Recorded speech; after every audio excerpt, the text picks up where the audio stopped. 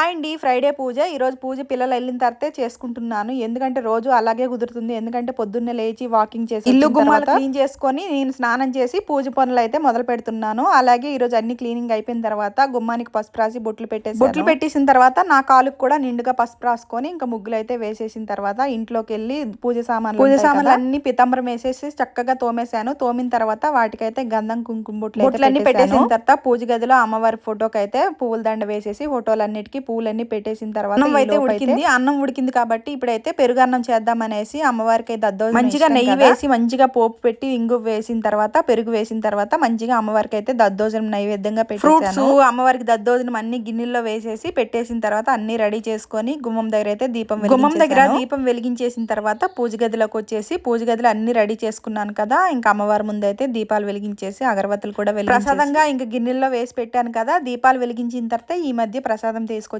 ఇంకా అమ్మవారి ముందు అయితే ప్రసాదం పెట్టేసిన తర్వాత కొబ్బరికాయ అయితే ప్రతి శుక్రవారం కొడతాను కదా. కొబ్బరికాయ కొట్టేసిన తర్వాత ఇంకా అమ్మవారి దగ్గర హారతి ఇచ్చేసిన తర్వాత నేనైతే బొట్టు పెట్టేసి ఇంకా అమ్మవారికి అలా వీడియో తీసాను. మీరు కూడా చూడండి. అమ్మవారి కలకలలాడుతుంది ఈ రోజు నిండుగా.